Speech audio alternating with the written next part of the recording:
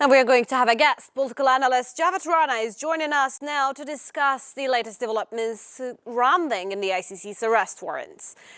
Javed, welcome back to A News once again from all the way from Pakistan, Islamabad. It is an interesting day happening, and an interesting arrest warrant that has been occurred for Netanyahu and his former defense minister, actually, of Gaza. So let's start with that. The ICC has issued arrest warrants for Israeli Prime Minister Benjamin Netanyahu, as I mentioned, and others for alleged war crimes, citing that widespread antisemitic attack against the civilian population of Gaza. How might this decision reshape international norms for holding state leaders accountable in conflicts involving asymmetrical warfare?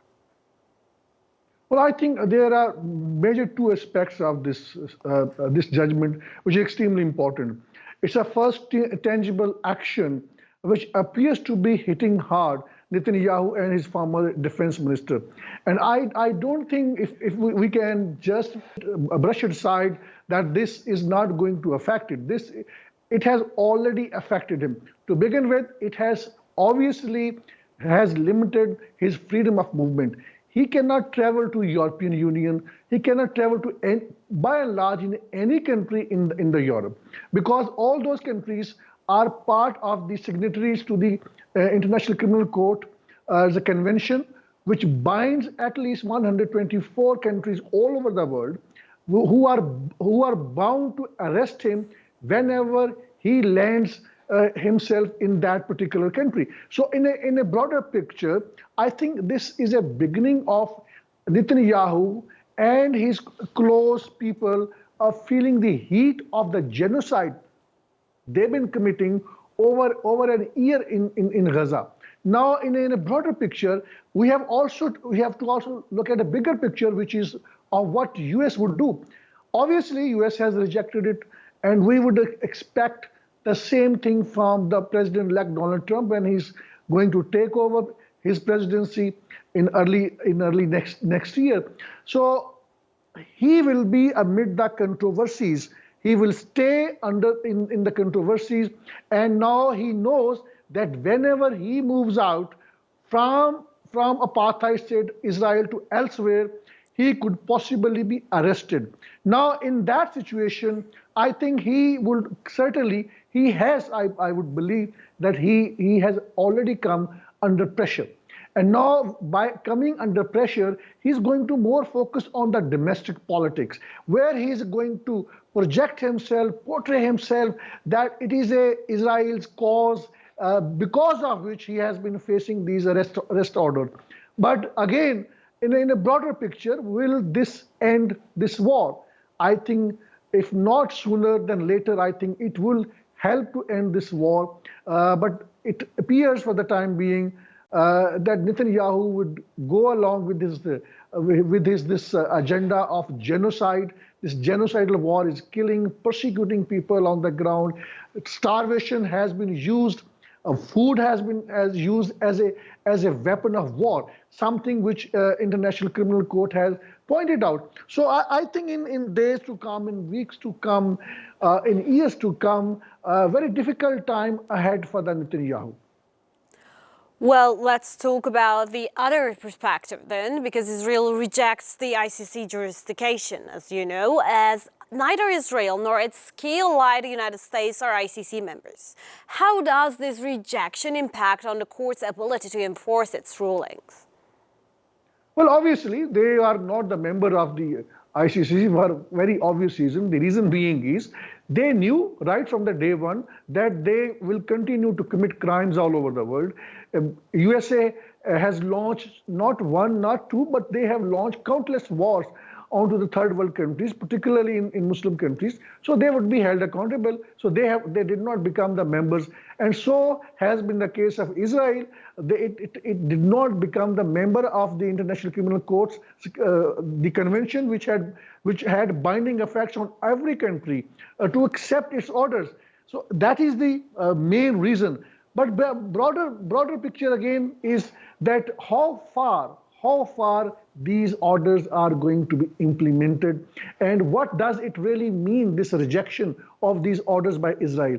It means something for the people, for the Israeli citizens, because he is, as I pointed out earlier on, he can project himself that he's a victim of international community. That is why these orders have been issued, because the citizens, 7 million citizens of Israel, these Jewish, they've been by and large have been brainwashed. There is a sense of victimhood among people, that they've been under attack from the Palestinians, who are everybody except they are the real victims. So the kind of the brainwashing that has taken place over the period of time in the apartheid state, that is a very alarming, where people have, majority of them have not been able to make distinction what is right and what is wrong.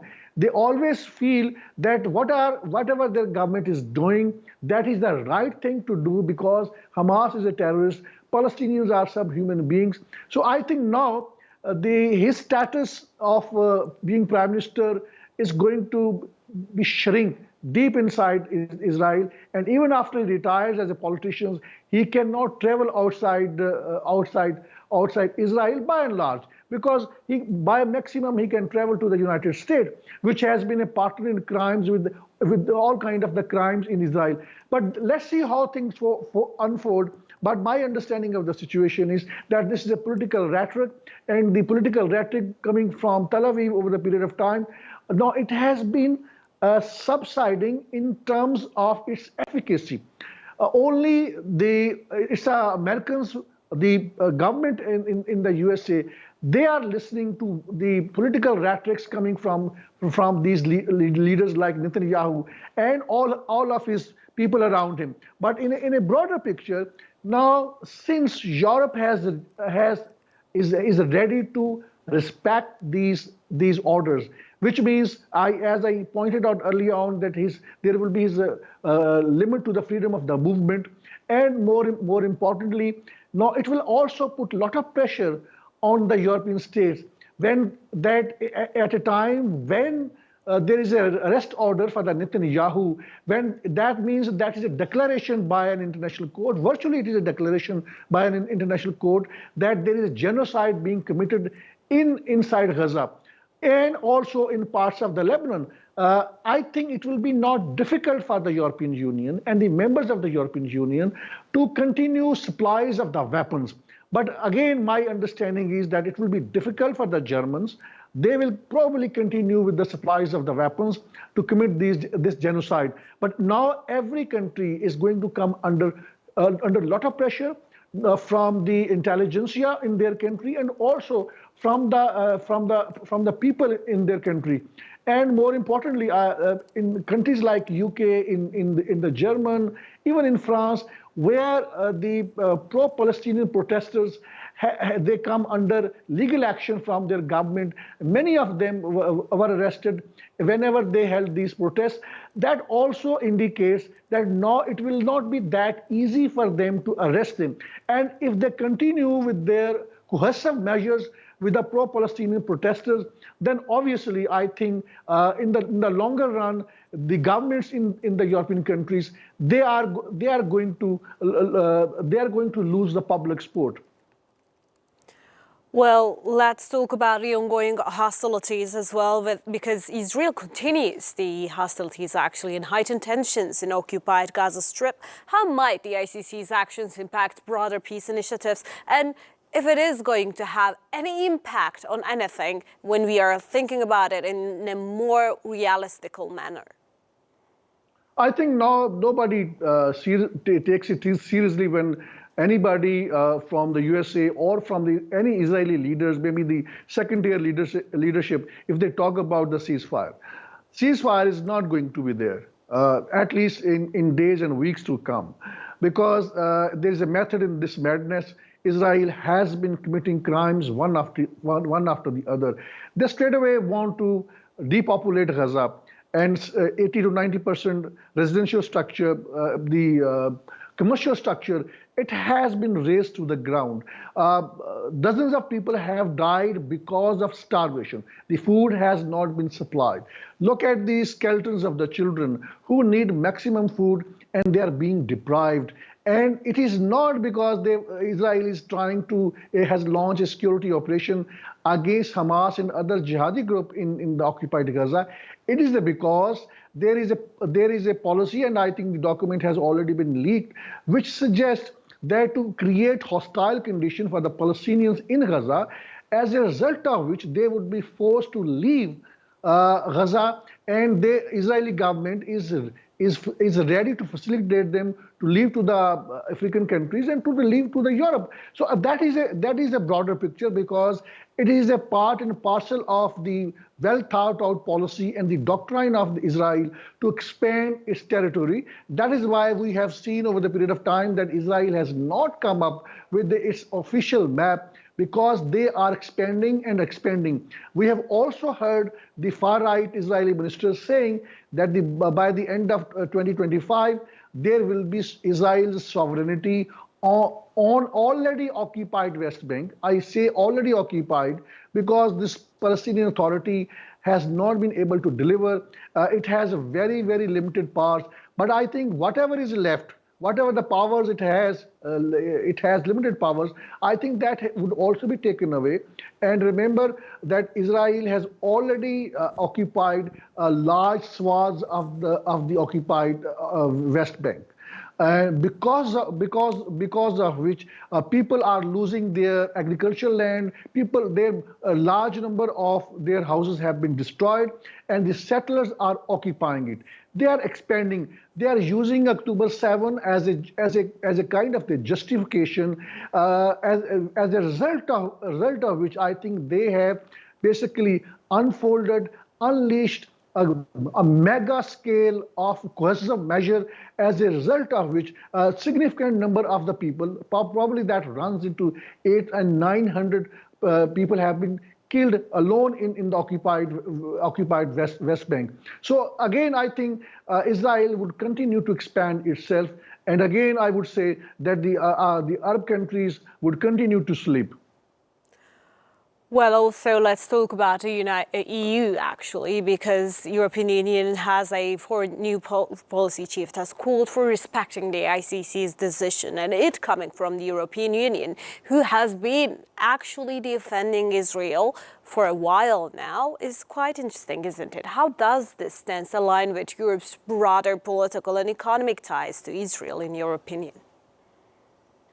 I think the international order, so-called international order, has always been in disarray. With the arrest order of International Criminal Court against Netanyahu, I think that it appears that there is some efforts on the part of International Criminal Court to somehow or the other give a lease of life to the dying international order.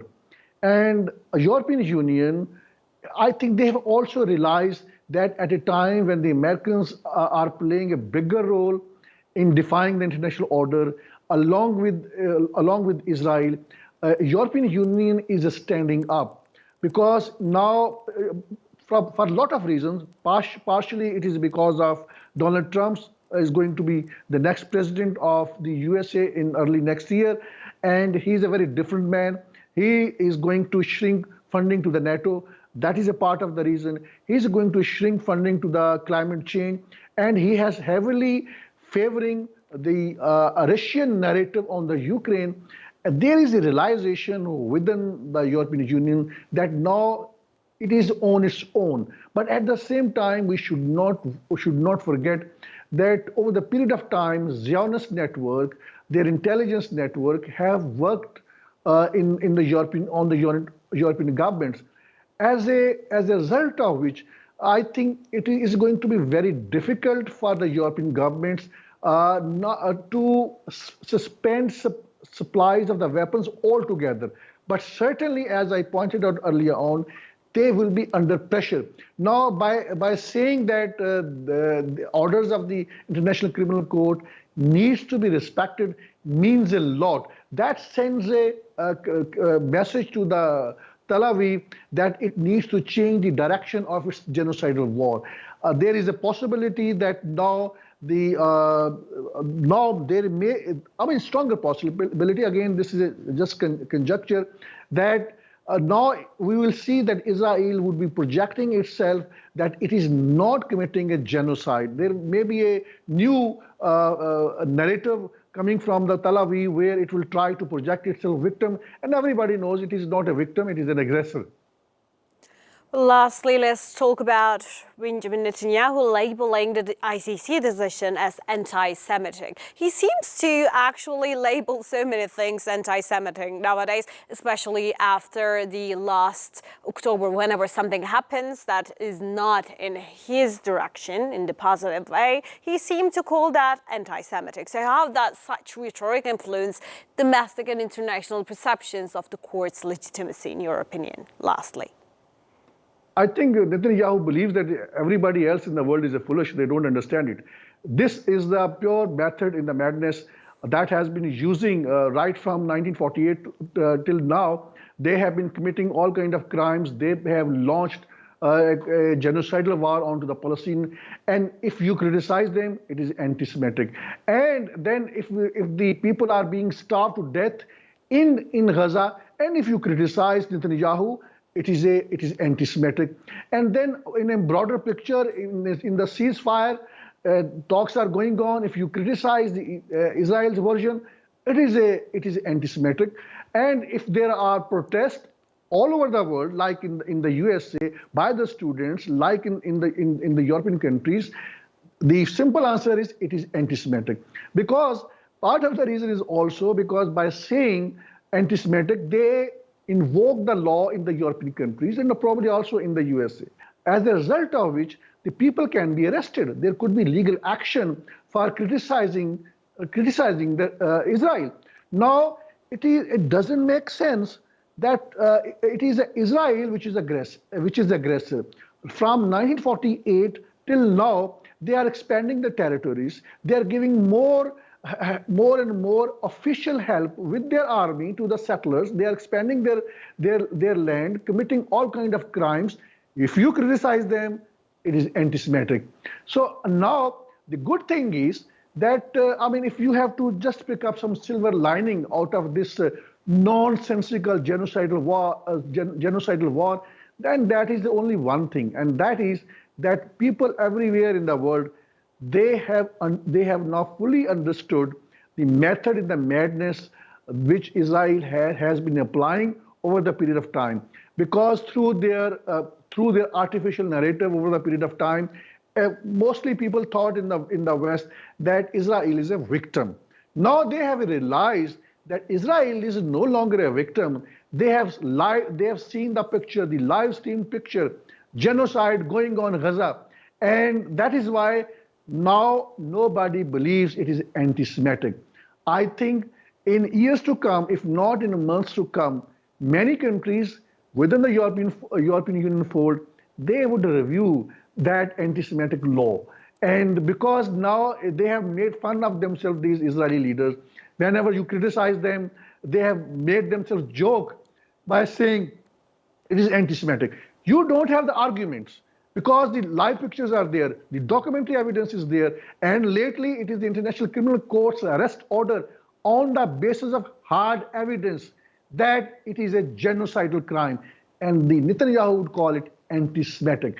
This means this is an admission of the failure on the part of now so-called apartheid state of Israel, where they don't have anything to say. They don't have any argument to make by just simply saying it is anti-Semitic. Now, anti-Semitic argument is not going to work. These are the hard realities, as European Union rightly pointed out, that they need to respect. This is a legally binding. Now, it is not a political issue. It is now a legal issue. So everybody will have to arrest him wherever he goes in 124 countries. And then again, this anti-Semitic nonsensical narrative that Israel has built up over the period of time has fallen flat. People simply straight away now make fun of Israel when they say it is anti-Semitic. Anti-Semitic, I think, in a broader picture, when we see the people in Gaza, are being killed. People in Lebanon are being killed. It's a carpet bombing. They are committing genocide because they want to teach lessons to the Muslims everywhere. That if you are going to hit us, even with a brick, we will bulldoze your settlements, we will bulldoze your houses, and we will annihilate the entire population. And then we will tell to the world, we are the victims, they are the aggressor. They believe now, they want us to believe that this Palestinian problem started off on October 7 last year. It did not happen in vacuum. Right from 1948, they have killed hundreds of thousands of people, directly and indirectly. And millions of the people have been banished from apartheid state Israel. They don't have their livelihood outside. They're living outside Palestine. And then people who are left over in the apartheid state's control, they are suffering from all kind of problems. They are under apartheid structure where they're being discriminated. Now Israel is looking for a one-state solution, and that state solution does not include the Palestinian population. But again, for Israel, it is anti-Semitic. It's a nonsense. Well, Javed, thank you so much for this detailed summary of what is happening in the ICC and Israel as well. We are probably going to see a lot of Benjamin Netanyahu refusing this kind of statements and labeling them against like an enemy towards the Semitism when it is actually a humanitarian move. Thank you so much for joining us from all the way Pakistan, Islamabad. Thank you.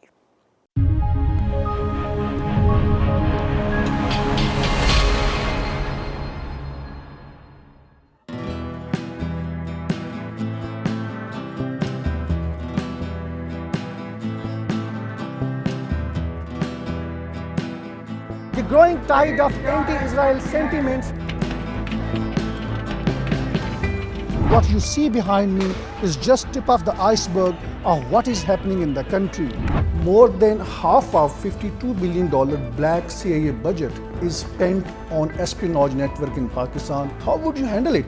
The US has looked upon Pakistan as an ally at one point and then as an enemy at the same time. That is going to be the first legal reason on the basis of which he is going to be instantly ousted by the Supreme Court of Pakistan. Joining us live, Javed Rana, who's an expert on politics and geostrategic issues.